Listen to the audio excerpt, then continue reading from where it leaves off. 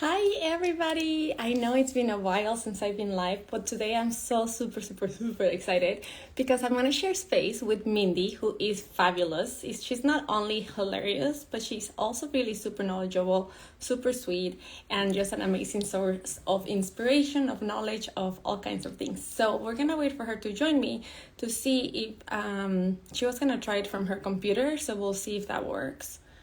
Let's see. One second.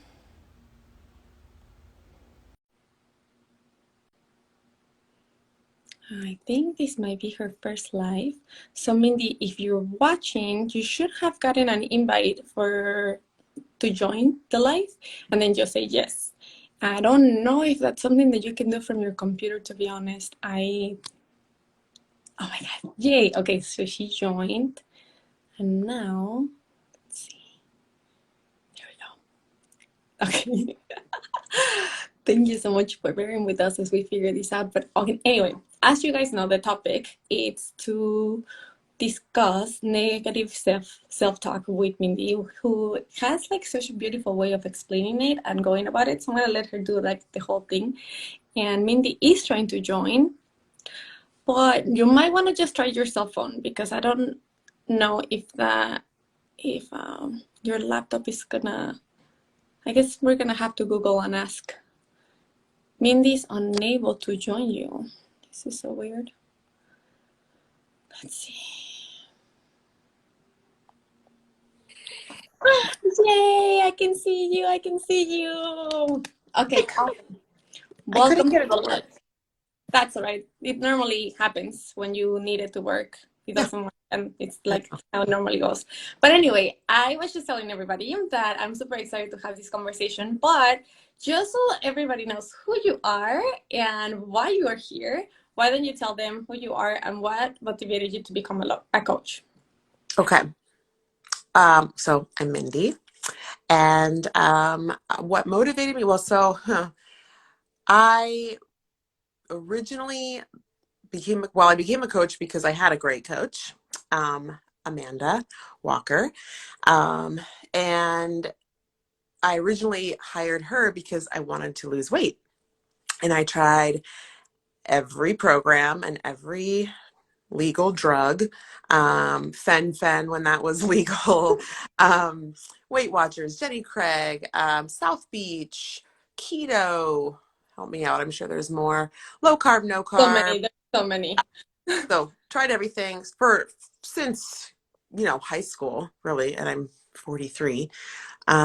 So a lot of up and down, up and down. My closet ranges from 6 to 14.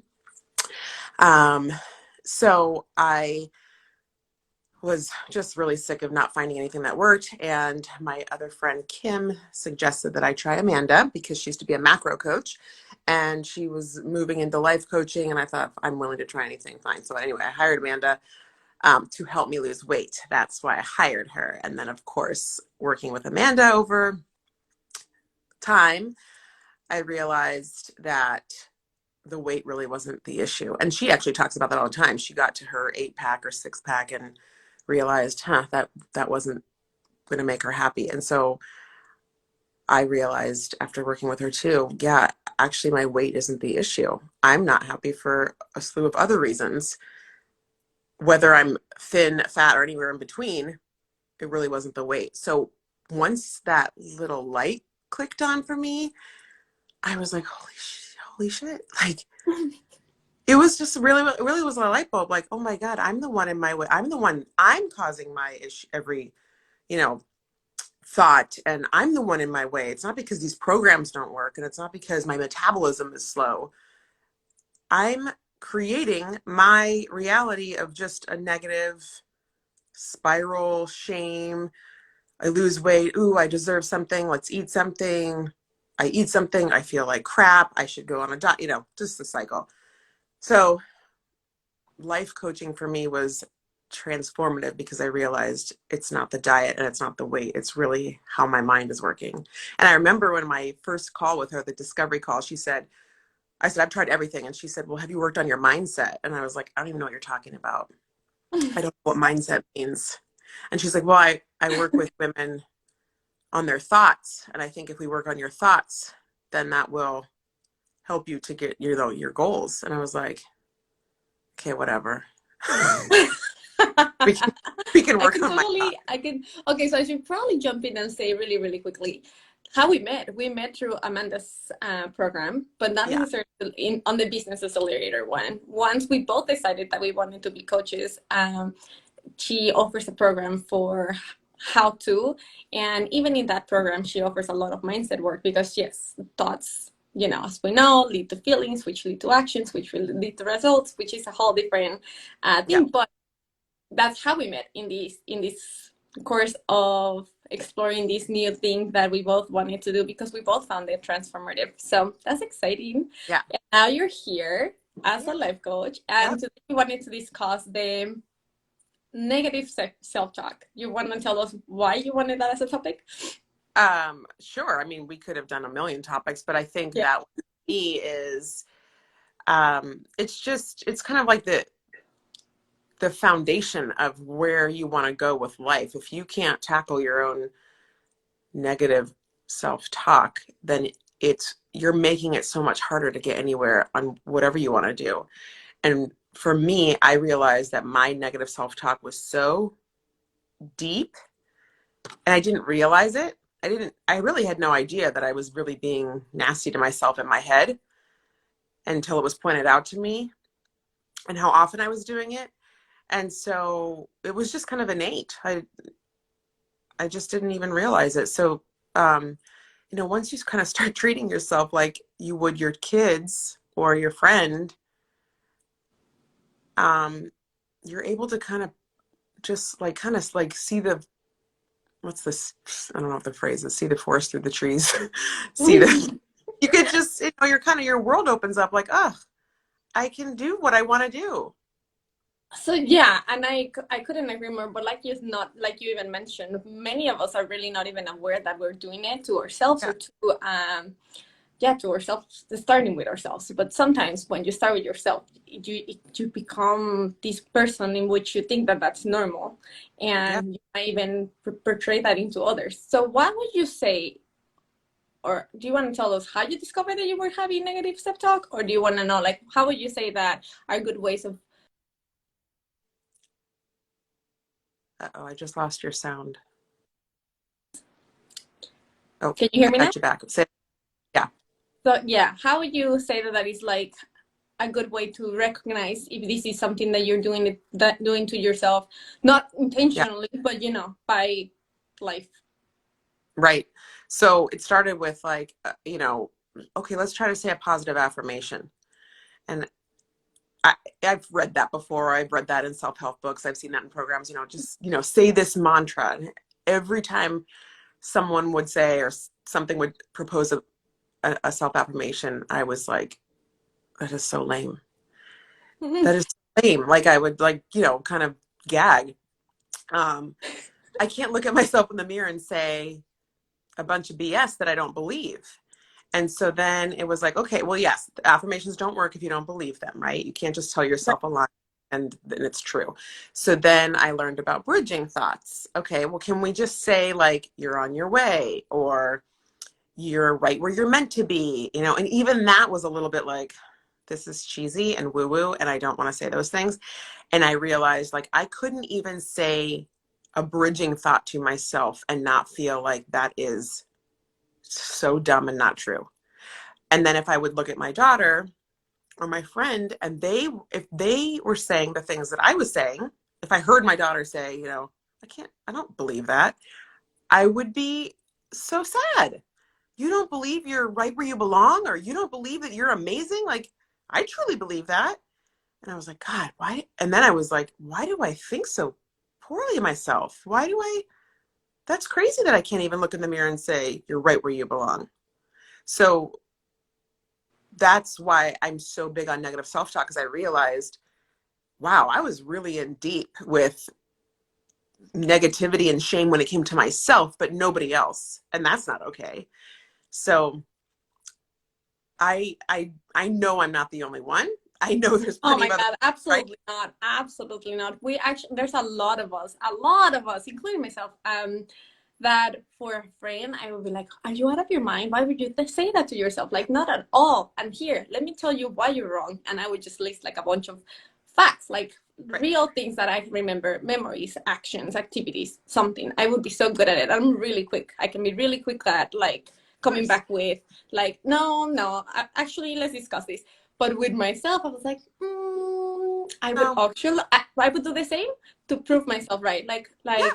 I'm not productive enough because I watch Netflix, because I get bored after reading one, but like I Yeah. would go out of my way to really excruciate all the things that I did on the day and find why.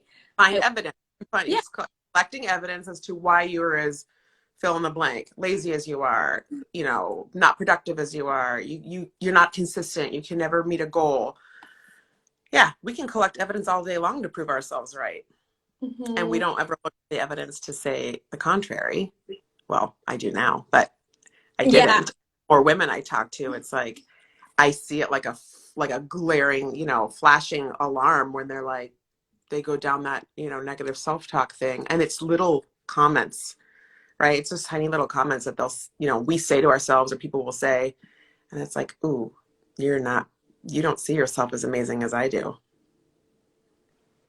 And And what do you normally tend to do? Do you say something? Do you just let it eh, slide, or do you it's just a like yeah, it's tough because now that it's tough to walk a line of like, just be a friend. Nobody wants to hear your preachy, stuff, or, you know, whoa, let's not go there. That's not true. I don't know. It is tough to hear my friends say that kind of stuff.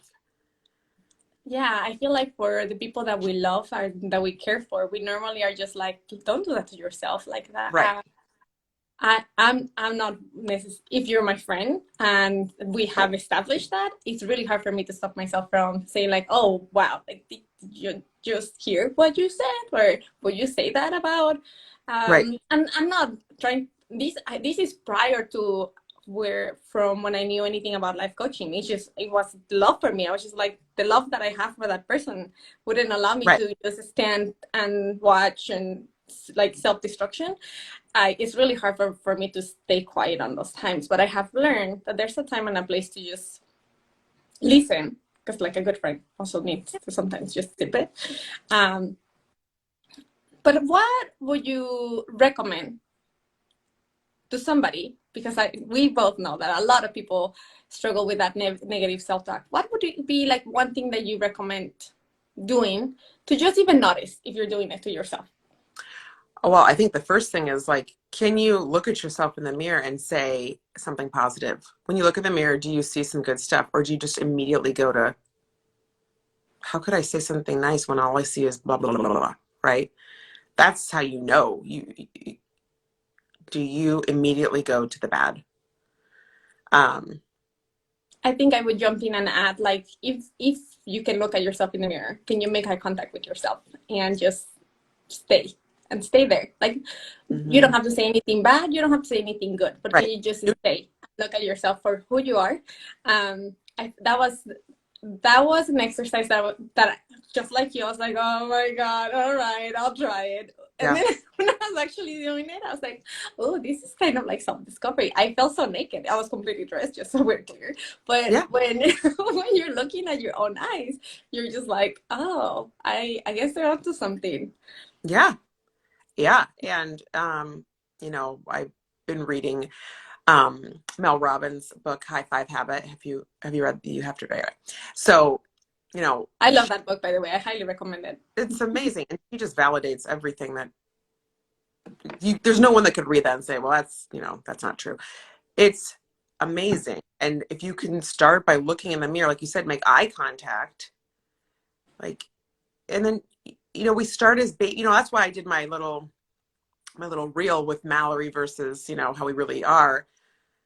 If you could reach down to your child, like if you have a kid or your inner child, at some point a long time ago, we were all super kind to ourselves. We freaking thought we were amazing. We Um, own the world, and we like the world just lived here. Yeah, I see it on my kids all the time, and I love it.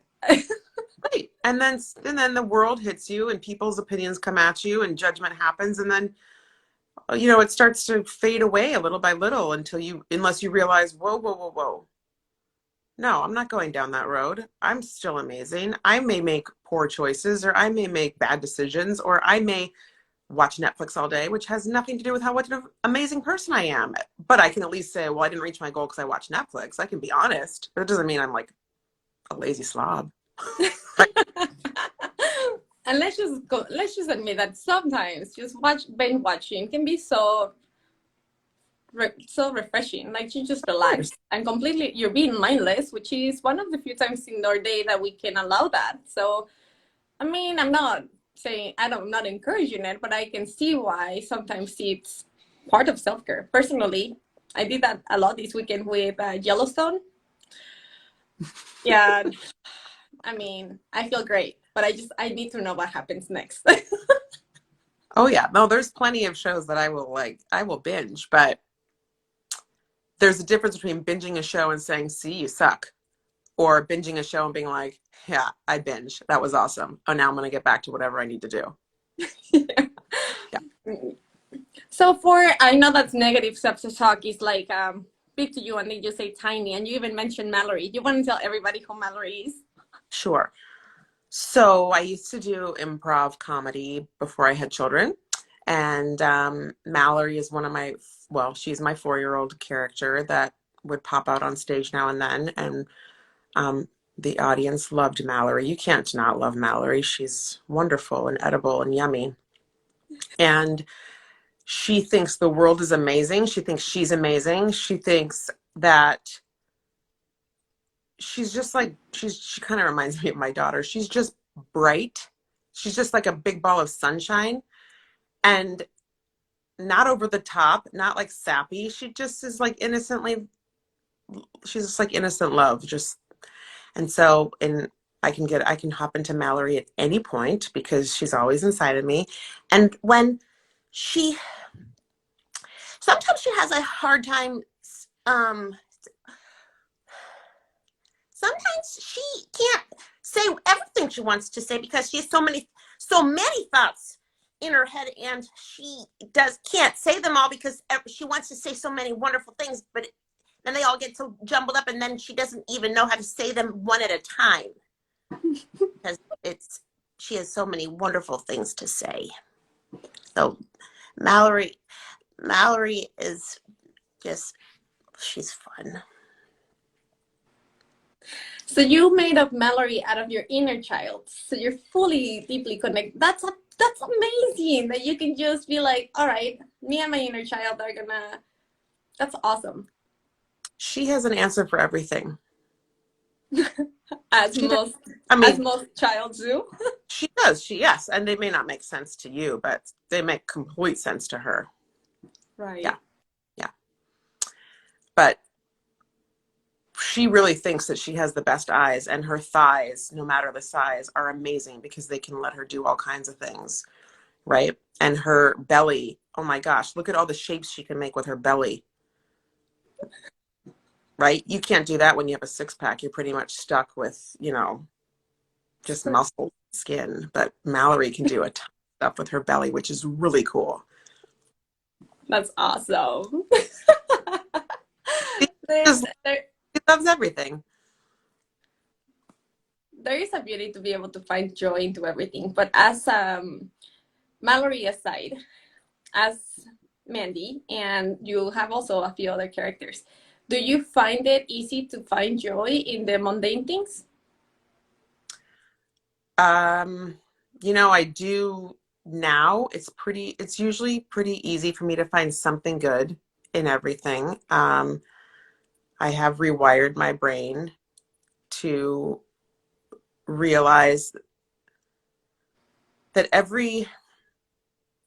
don't want to say everything happens for a reason, even though that may be true. I just think that's a line that people, overuse, but every failure leads to, learning something, right? And I see it in my kids when they mess up because they're kids. And every time they mess up, I am constantly seeing, look what you can get from this. Look what you can gain from this. Because these aren't life and death mistakes. They're normal mistakes that people make, right? They didn't study enough, or, they're late on something, or didn't try as hard as they could have in sports, or got into something with a friend, said something shouldn't have said.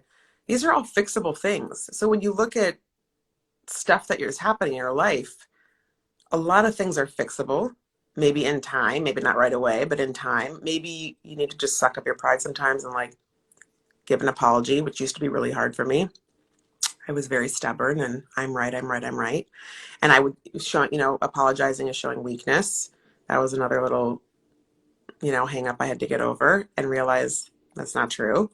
It's all these stories that we tell ourselves. So I've just realized over the years that I was feeding a lot of BS to myself, starting with negative self-talk, collecting evidence as to why things were true, telling myself limiting beliefs, telling myself things weren't possible because of how I was raised, or you know, what my life circumstances are.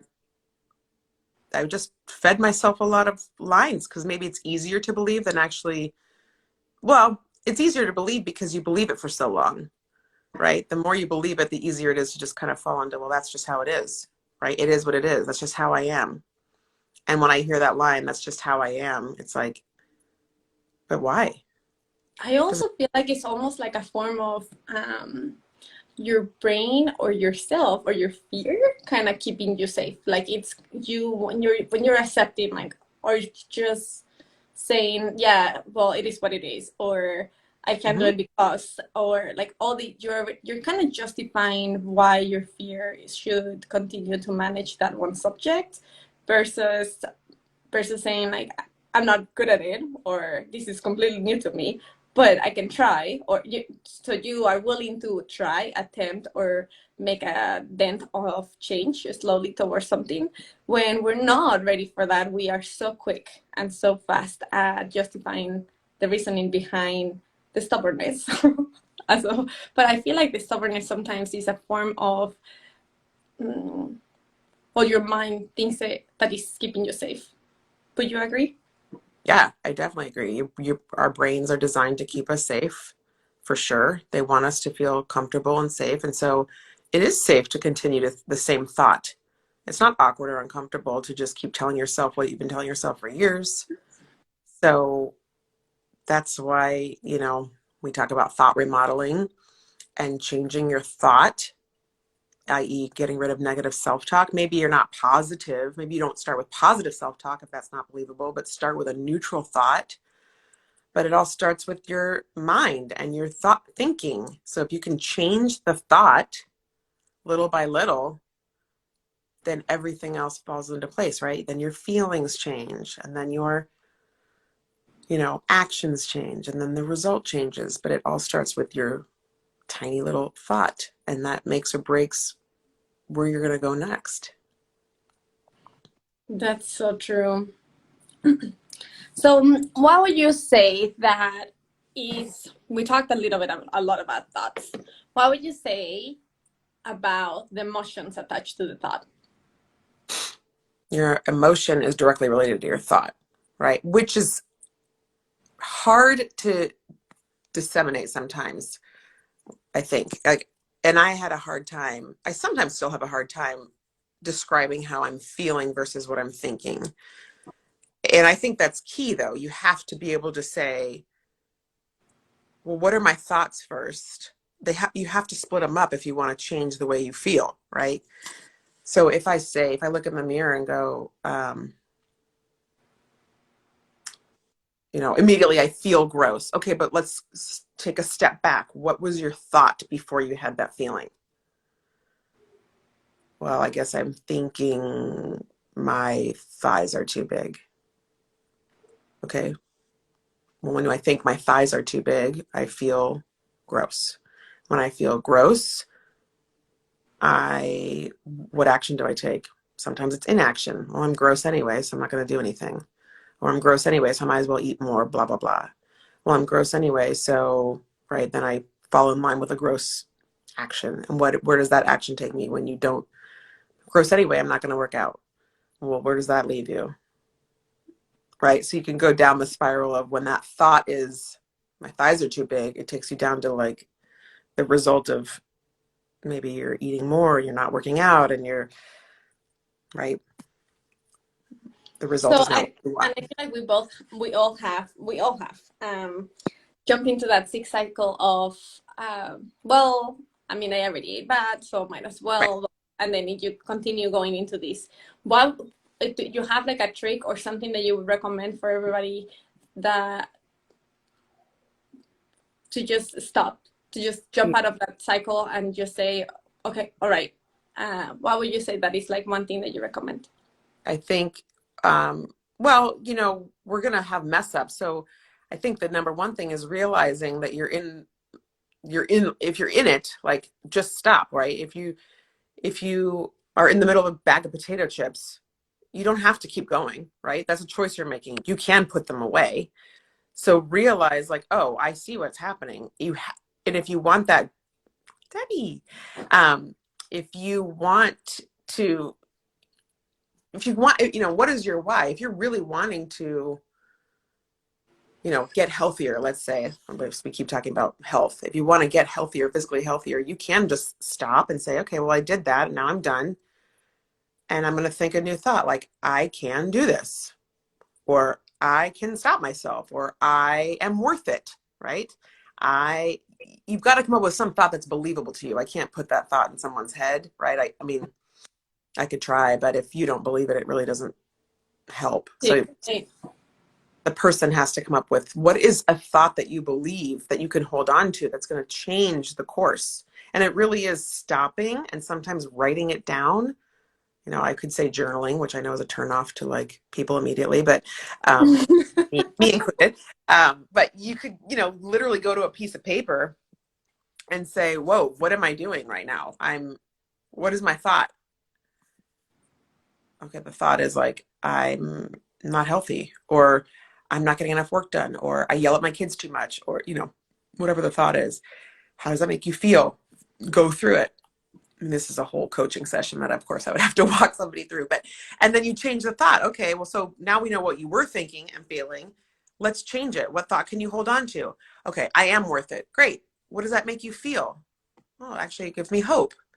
I actually feel stronger when I think that. Great. And when you feel strong and hopeful, what action do you take? Oh, I actually do my work, or I actually, go to the gym, or I actually take some more steps. Great. And when you do that, what's the result? So it's just tweaking your thought. The circumstance doesn't have to change at all. It's just tweaking your thought. And when you tweak your thought and your feeling falls in line with it, the other things come. And I know I'm making it sound like, oh, it's a little, see, all you do is you just change your thought and you're cured. But it's little mindset, little thought tricks over and over and over everywhere. And that's how the change happens. Yeah, I feel like yes. But if you're not used to that thought, tiny little switch, or when you're not even used to noticing your thoughts because you're just going from one thing to another, and you still think that you're still getting all the things. Yeah. What is like one thing that you recommend to just start noticing other than journaling? Which that's hilarious because I resisted journaling for a long time. Yeah. But then I started it and I was like, why would it work? Of course it works because I resisted it for so long.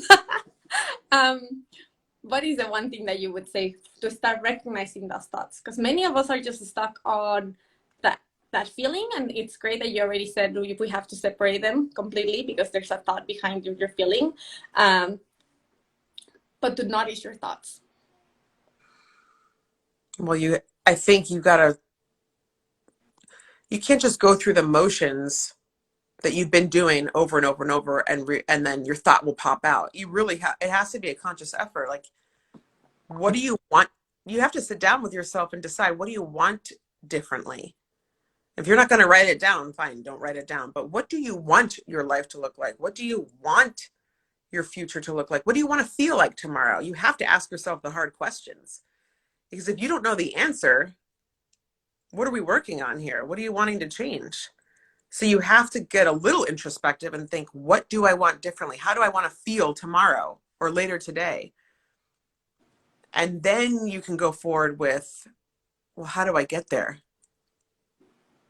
And that's what it is. It's telling yourself something different than the same, don't feed yourself the same BS. You've got to find something that you believe. I don't have a much better answer than figure out what you want, I mean, and that, I think you nailed it by saying you have to make a conscious effort. So, of course, we can give you all the advice. We can tell you all the tools and give you all the price, like even give you a price. But if you are not being conscious of the effort and you're not aware as of what the change is that you want to create, then I mean, then you're probably just gonna continue going on that cycle that you're not even fully aware that you might be on, right? yeah. I think the key is like, where are you now and what do you want instead? I think that would be a good place to start. What do you want instead? Because you probably are like, I don't know what I want. All I know is I don't want this. Okay, but what do you want? What do you want instead? And I think that has to be pretty concrete. You've got to come up with something that you want so that you can go after it. It's kind of like goal setting, right? I know you're really big into goal setting, right? I am. How can you get there if you have no idea where you want to go, right? Right. I just know I want to be better. Well, we need a plan, right? Or define But, better. How about you define better? right. Well, I just don't want to feel like this anymore. Great. What do you want instead? Let's put a name on it. Let's figure out what do you want, and then we'll figure out a plan how to get there. But if you don't know what you want instead, you're just floating around going, well, I don't know what I want. I just know I don't want this. So then Right. you got to go inside yourself, talk to a coach, or go inside yourself and say, what specifically do I want to feel? What do I want to feel instead? How do I want to live my life instead? Where do I want to be in a year? And then And you can, I would add to this, like, this is a beautiful exercise that you have to do. We highly recommend it, obviously, but I highly recommend doing it with no judgment, but like honestly, just take the bots away and answer yourself the question, what do I want instead? And just write it down without judgment, without justifying, or without setting it for failure already. Like, but I can't because I'm a mom of two, and like all the excuses that mm-hmm. with that, without making a conclusion of it, because obviously that is exactly what you're going to be working towards, like the new conclusion. But if you're always judging it, and if you find yourself judging the process, then take a step back and come back to it when you're in a better space to where you can like Yeah. judge yourself and see yourself with a little bit of compassion, with a little bit of patience, with a little bit of things that you're going to need for the change. Yeah. I think that's important. Yeah. Like, some people call it like a dreaming session, which again, I know can feel like, why There's should I do? all kinds of names of when we ask you, like, describe the day of the goddess. People call it the day of the goddess. Your fantasy day or your Right. dream day. Yeah. All, yeah, I know Right. all of the names are kind of like, all right, Like, but why would you do that? It's never going to happen. This is a waste of time. It's just, and another thing about journaling, I will say that again, I don't do it as often as I should, but when you get it out of here and you put it on paper, it clears your mind up. It's like, it's all muddy up here. So when you do put it out on paper and you can flush out what your thoughts are, it's like this clears up, and you can get real honest with yourself and not feed yourself lines, right? And not evidence collect. Or you could go back and look at your journal and be like, wow, I really have a lot of ridiculous thoughts about myself. Or, another great activity would be like, write down everything you're thinking. You could negative it up, all the bad stuff you're thinking, and go through your journal. Every sentence, is that a thought or is that true? Is that a fact or is it true? Is it a fact or is it true? Can it be proven in court or is that a thought? And if you go through and you look, it's like, oh, thought, thought, thought, thought, thought, thought, thought, thought, thought, thought, thought. None of it's true. Or most of it's probably not true. When you start really looking at what are you thinking right now? They're not true facts. It's just thoughts, which is amazing because if they're thoughts, you can change them. That's the most amazing thing. They're not facts. You can't change facts, right? So that's the other reason that paper and pencil is annoyingly helpful. And the So true, yeah, so true. And you what? I'm sorry, I missed the last part. Oh, no, I was just going back to the dreaming session. You know, if you write down, you know, your dreams, your dream job, your dream life, your dream career, your dream body, dream date, dream man, dream woman, it gets you thinking, okay, what do I want instead? Maybe you're not going to live in, you know, Hawaii for the rest of your life, but what do you want instead? It just helps you get more clear on what you want. And then Yeah, we can figure out how to get you. Yeah. yeah, for sure. But this is such an amazing topic, and I know that you and I can go forever on this topic because there's so much to it, and there's so much to explore, and so many examples, and so many ways in which it can be used. But what would you say are your parting thoughts? Like the and where can people find you to get into more Mindy time? I know you have like a tell them about your I have Friday what? when we wins with Oh, me. yes. Yep, Win with Min on Friday. So every Friday I come on my story and I tell you why it's important to celebrate yourself. It's nobody's job to celebrate you. It's your job to celebrate you. You deserve to be celebrated. So I encourage everybody that follows me to send me their win for the week. Could be one win, could be multiple wins. And you know, usually what I do is I look back at my calendar and I go, what did I do this week? Because I don't remember what I did yesterday. So I go back in my calendar and I'm like, oh, that happened, that happened, that happened. I see all the good that happened. I got to, you know, have lunch with her. I got to have a great conversation with him. I got to see my kids do this. I did this for myself. I can hit all my categories of like, you know, career, life, love, kids, family. And I see all the good that happened. Um, and then I tell people like, here's all my wins for the week. This is what I did. Now I want you to share. And I think it's really cool when people ask you, what are your wins? Because I think a lot of us feel like we're bragging if we say, listen to this amazing thing I did this week. Um, but if somebody says to you, what did you do this week that was cool? You can just answer them. That doesn't feel like bragging. Well, you asked me, so I'm going to tell you. So that's why I come on and I ask you, please come on here or just send me a message. What's your win for the week? And people tell me all the time how much they love reading other people's wins. Oh my gosh, Um, I'm a huge fan. Yes. yeah, everybody loves, and and I've said, I don't care how insignificant you think it is. A, no one's name is attached to it, so nobody even has to know it's you. And B, a win is a win. There's no judgment on how big or small anyone's win is. A win is a win is a win. Like I slept till, you know, noon one day and I feel freaking fantastic winning, right? Or I won some big award, literally won something, freaking fantastic. I don't care what the win is. Send it my way and then I repost them. People love it. So where you can find me on Instagram, Mindy Lane Coaching, on Facebook. I think it's Mindy Lane Coaching also. And right now, those are the two spots you can find me. I do one-to-one coaching with women. And really, we start with, what do you want? What do you want instead of whatever's happening? And we reverse engineer and figure out how to get you there.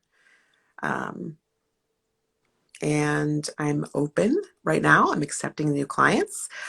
Even as we wind down the year and start the new year. Yep. I'm going to be running a free workshop coming up soon. I don't have a date yet, but I am working on a free workshop that'll be on Facebook. People can sign up there. I'll start announcing that soon. What else?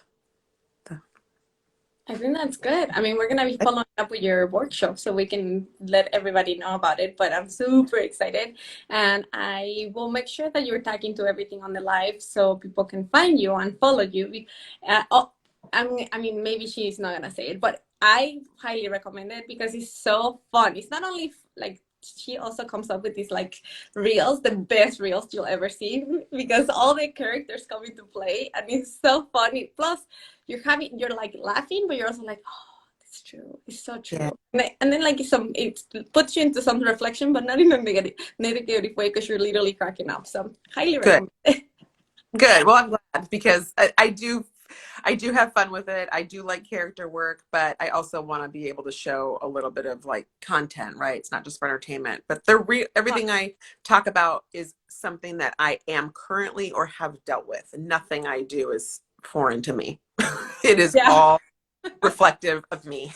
So, Yes. Awesome. Well, yeah. thank you so much for your time. Thank you for coming and sharing your light and your brightness. And I cannot wait to see and hear more about this workshop. Thank you, Telma. Thank you for inviting me. This was nice. Of course. It's always a good time talking to you. I remember the first time that we got together, we were talking about bragging, like the wins. So it feels like almost like a beautiful full circle, and I'm sure more to come. But today was an awesome topic, and thank you for your time. Yes, thank you. Have a wonderful Monday, and I look forward to your one on Friday. Yes. Bye. Okay, bye.